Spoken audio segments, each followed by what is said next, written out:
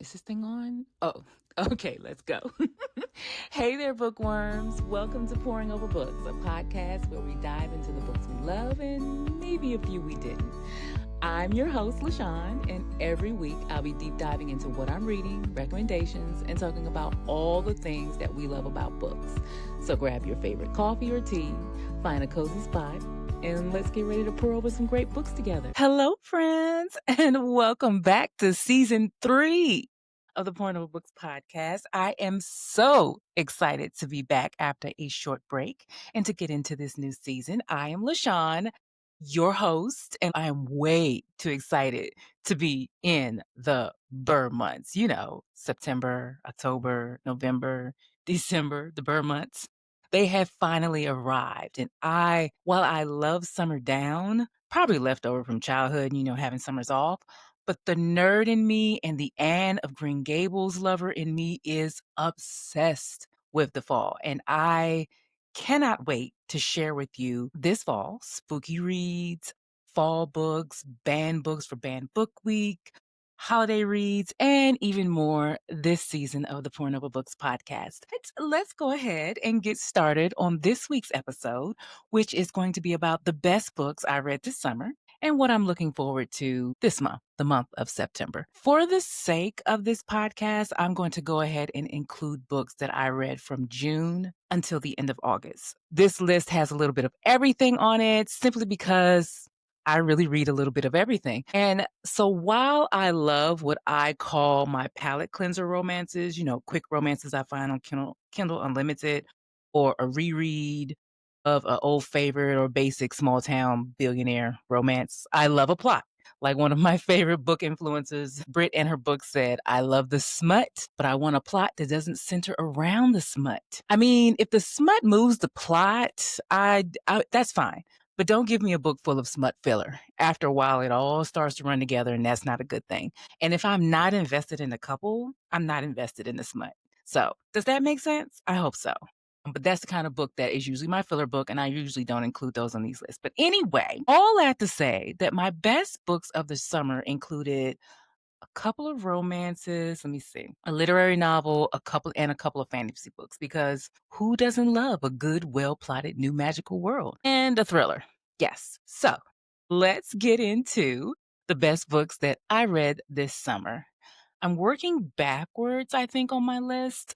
So the first book I want to mention is the last book I finished in August. August Lane by Regina Black. Y'all, what does the little moody kids do? Let me tell you about this book. Washed up country singer Luke Randall is stuck performing his lone hit, a song he secretly stole from August Lane, daughter of his idol JoJo Lane.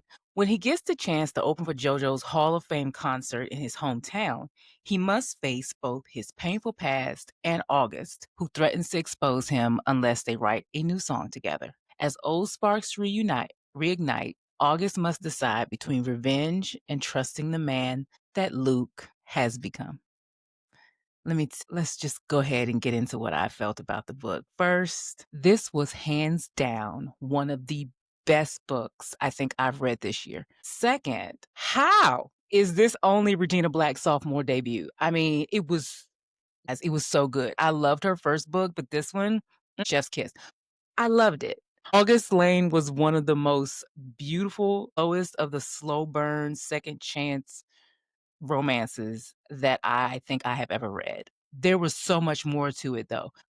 It was a commentary on Blacks and country music, overcoming addiction and childhood abuse, and the expectations of family that a lot of young Black girls go through in terms of their sexuality. And it's just a whole thing. But as a whole, this was August and Luke's story of redemption and love and overcoming the odds to find their way back to each other. And again, this was one of the best books I've read this year, and it's going down on one of my all-time favorite romance books. 10 out of 10 recommend, y'all. Read it ASAP. It's just that good. The next book that I want to talk about is Slanting Towards the Sea by Ladija Hije. I still need to learn how to pronounce that. A decade after divorcing Vlaho, the love of her life, Ivana returns to her Croatian hometown, to care for her ailing father. Once full of hope, her dreams were crushed by hardship and a devastating secret. Vlaho is now happily remarried with children, and Ivana finds unexpected comfort in reconnecting with him and befriending his vibrant wife, Marina. But when a new romance sparks for Ivana, the delicate balance between the three is shaken, leading to an emotional reckoning that forces each to confront love, loyalty, and the weight of the past. This book was one of the most beautiful books that I think I've read this year. There is a line in the book that I wrote down, and it says, "Where is the fine line between sacrifices that make sense and those that don't? And how do we tell them apart?" This is the question that I thought of while reading because my goodness, Ivana was such a beautifully complex character. She was driven by big emotions and love. And even though I questioned almost every choice and decision she made in this book, I found myself aching for her, even as she made hard decisions and how her decisions then set in motion a series of events that you look back on and say she really could have prevented. But the results of her decisions also resulted in beauty and love. And how can she now disrupt that? This was heart-wrenching at times and beautiful and stunning, and one of those books that will take me a long time to forget. It was beautiful. 5 out of 5. The next book on our list is A Broken Country by Claire Leslie Hall. Beth and her husband Frank live in a quiet life built on a farm until a dog is shot, unraveling their entire lives and the secrets that kept it together. Because the dog's owner is Gabrielle Wolfe, Beth's teenage love, who shattered her heart. Now back in the village with his young son, Gabrielle reawakens memories Beth has tried to forget. Caught between her past and present, Beth must face impossible choices. Broken Country blends the emotion of a love story with the suspense of a thriller, revealing how first love can echo across time and change everything. This was one of the best books I've read all year. Most of the books that I consider on my best of list, I read this summer. It was part thriller, part love story, and I literally could not put it down. I never even suspected the first twist, and I don't know what this says about me. And then the second twist made so much sense that I audibly gasped when I read it. It was so well done, and it just drew me in and kept me in a chokehold until the very last line. I had a different ending in mind when I started the book, but when I got to the end, I understood that this was how the book had to end, and I understand why the author went there. 5 out of 5 stars, of course. You will see this book again at the end of the year on my best of list for sure. The next book on my list is King of Ashes by S.A. Crosby. Yes, I have waxed poetic about this book all summer long. The premise: Roman Carruthers returns to his Virginia hometown after his father's suspicious car accident.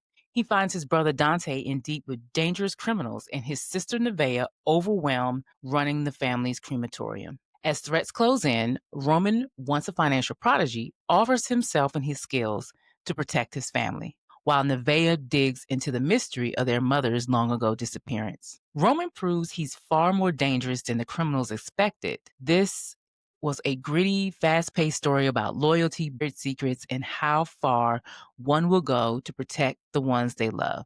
Because in the end, everything burns. I knew this was a 5-star read about 50% into this book. It exceeded all of my expectations, and sometimes I think that's because I had none going in, even though I had heard he was a great writer, because I've never read any of his books before, and I heard that this was an excellent book. I used to read more thriller-like books, but I've fallen away from that in the last few years, I guess, in favor of my fantasy and romance books.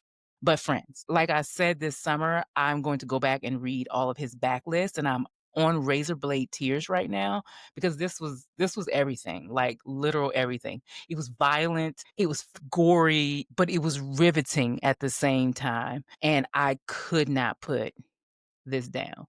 Plus, the writing was just beautiful. And I'm realized this summer, reading all of the books that I did, that the nerd in me likes hearing all the big words that I learned in SAT prep used in a sentence. But the way he made you feel with those words, that was the best part of the book. because the way I wailed and screamed in the last 25% of that book needs to be studied. It was a masterpiece, in my opinion, leading us to a conclusion that had me screaming and staring at the wall after reading the last chapter. 5 out of 5.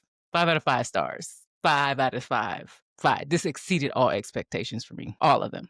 The last book of the summer that I want to talk about is called One Golden Summer by Carly Fortune. Hoping to recapture past magic, photographer Alice returns to a lake cottage with her grandmother. There she encounters Charlie, a man from a pivotal photo taken when she was 17. As sun-drenched days turn to warm nights, Alice, used to observing, finds herself unexpectedly seen by Charlie, risking her guarded heart. Every summer after, the book that this is the quote unquote sequel to was the only Carly Fortune book that I did not like. I think when I look back on Goodreads, I gave it a 3 because it was literally just okay. I couldn't see what everybody was like, oh, I love her first book better. I was like, why? But why? The only character I ever really loved in that book was Charlie, which is why I decided to go ahead and read this book and give it a try. It was beautiful, easy, romantic, and really the perfect summer book. I loved Alice as a main female character, and Charlie was just the icing on top of the cake. It stands alone perfectly, and I don't think you have to read the first book in order to enjoy this one. You really don't. And I have one more, an honorable mention, I'll call it. Pen Pal by J.T. Gessinger. This book was crazy, but the premise. I feel like the book description is not accurate, or it gives a little bit away, a little bit too much away, maybe. So I'll give you my own summary. Our book begins with Kayla standing at her husband's grave, dealing with grief and a huge house that needs repairs. She calls a roof repairman and falls in lust or love, depending on how you look at it. Meanwhile, strange things keep happening. Her doorbell rings and no one is there. Cabinet doors open and close with no one there.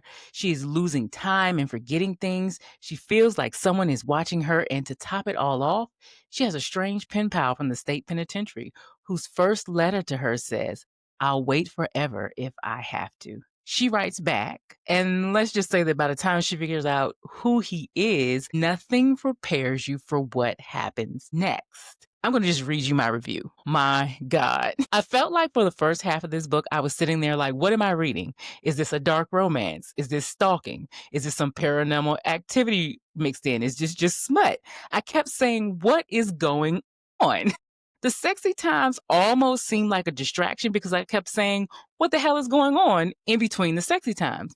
But when the twist came, it twisted me. I should have expected it, but I did not expect. The book was leaning towards a solid 3 for me, like mildly entertaining, darkish, sexy times, a little like BDSM, never hurt anybody, I was thinking. But the twist bumped it up to a solid 4. And so if you can get through the very, very, very detailed sexy times to get to the end of the book, it's so worth it. And I've listened to this book, and I recommend you do the same and just bring your patience and an open mind. And then when you do read it, come tell me about it. Email me, come in my DMs, something. Anyway, this was a good reading summer for me, and I'm pleased with how my reading life was this summer. I did a lot of tandem reading, like listening to the audiobook while reading the physical or the Kindle edition of the book, and I used my library really, really well. Like there were some books that, especially some backlist titles that I read this summer that I got on the library because they were readily available. So I love that about my reading life this summer. It was glorious. I hope next summer is just as good. But okay, let's move on to the 5 books that I'm looking forward to this September. There are a lot of books coming out this September. A lot specifically are coming out on the 9th and the 23rd, which is wild to me. And I want to read all of them. So yeah, it's going to be hard for me. But these books that I'm going to talk about today are on the top of my book radar, and it's quite diverse if I say so myself. There's a little bit of everything for every type of readers. So let's go ahead and dive in. The first book that I have to start with is 107 Days by Kamala Harris, which is out on September 23rd. The description for this one is short. Your Secret Service name is Pioneer. You are the first woman in history to be elected Vice President of the United States. On July 21st, 2024, your running mate Joe Biden announces that he will not be seeking re election. The presidential election will occur on November 5th, 2024. You have 107 days. I wanted this book, but I didn't think we would get one. And I certainly didn't think we would get one so soon. I didn't know she wanted to marinate on it a little bit and she wanted to take some time away. But evidently, our girl is a busy little bee and needed something to do. So she wrote this book. That being said, my copy is ordered, all of them. Like I have it ordered from bookshop.org. I have that copy coming, and I have the audio book coming from Libro FM, and I have tickets to the bookstores. And I have tickets to the Bookstop tour here in Atlanta, the sold out one. Yes, I am here for whatever this book may be, because really, don't we all want to know what those 107 days were like? We really do. I just hope that it's not sugar coated. I hope that it's not general terms. I want some tea. I want all the tea, girl. And I want details. So I can't wait to get into it. The next book upon my list for September is Alchemist by Sin Lin Yu. This summer, there were a lot of Hermione fan fiction. Hermione fan fiction is Harry Potter fan fiction where fan fiction writers, authors imagine what it would have been like if Hermione and Draco had been in a relationship. I always wanted her with Harry, but I can see now that I am an adult, I can see the maybe tension and how that could have been a good thing between her and Draco. I can see it. I understand why everybody went there. But this summer, there was a lot of Hermione fan fiction turned into traditionally published books. But the one that everyone has been waiting for is the reworking of this one. The book was originally published as Manacled on Archive of Our Own, is AO3.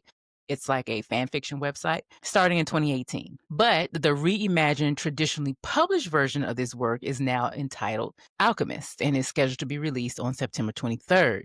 So let me tell you what it's about. Once a promising alchemist, Helena Marino is now a prisoner of Palladia's corrupt guild families and their necromancer allies. Her powers suppressed and her mind fractured by memory loss, Resistance records mark her as a minor healer. Yet her missing past raises troubling questions. Was she more important than anyone knew? Delivered into the hands of the ruthless High Reeve, Helena finds herself trapped in his decaying estate where secrets linger in every shadow. To reclaim her identity and protect what's left of herself, Helena must uncover the truth of her lost memories, no matter the cost. I decided against reading the original in favor of waiting for this one. I decided I'd rather not have another story clouding this one because I'll compare, and I don't want to have to do that. So, next up on my list is Amity by Nathan Harris. In 1866 New Orleans, siblings Coleman and June struggled to claim their freedom they were promised after the Civil War. Separated when their former master took June to Mexico, Coleman clings to the hope of reuniting. When summoned south, he discovers June's life has been marked by hardship and betrayal. Forced on the run with his master's daughter, Florence, Coleman faces danger across the Mexican desert. As both siblings fight to survive, they learn that freedom is never granted. It must be seized. I usually shy away from anything on the slavery timeline. It's not my cup of tea. It is not something I want to read. But this one sounds interesting, and I usually don't fight it when a book that I normally wouldn't read sounds intriguing. To me, it means go ahead and get that book, girl. The next book on my list is Wild Card by Elsie Silver. This is the fourth book in her Rose Hill series, the last book. She never stopped thinking about Sebastian Rousseau, the grumpy, irresistible fire pilot who also happens to be her ex-boyfriend's father. A chance meeting once sparked a connection, but fate kept them apart. Now, a year later, circumstances forced them under the same roof, reigniting a dangerous attraction neither of them can ignore. As Sebastian struggles to repair his relationship with his son, giving in to desire would be the ultimate betrayal. But with longing building and rules meant to be broken, resisting might prove impossible. I love Elsie Silver and frankly will most likely read every book that she's published as soon as it's published. Her books are literally my catnip. They are calming books and the books that I usually read between heavy books.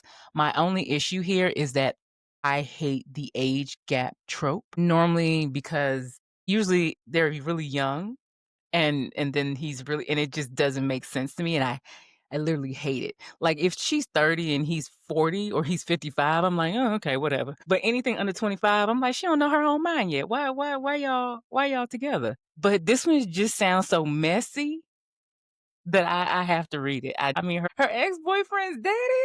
Hell, yeah, Imma read it simply because I like mess, and I really like mess in my books with smut. So, here we are. The last book on my list, I think this is the last one, The Wilderness by Angela Flournoy. In The Wilderness, Desiree, Danielle, January, Monique, and Nakia navigate the turbulence of early adulthood, careers, love, motherhood, and ambition while forging lives in New York and Los Angeles. The estranged sisters wrestle with family wounds. January questions her good relationship after an unexpected pregnancy. Monique finds viral fame challenging institutional injustice, and Nakia struggles to build her restaurant without her family's support. Spanning 2 decades of political and personal upheaval, Angela Flournoy's sweeping novel explores friendship, identity, and the messy, transformative journey into womanhood. This is the much anticipated second book from the author who is a National Book Award finalist. I remember when the Turner House came out,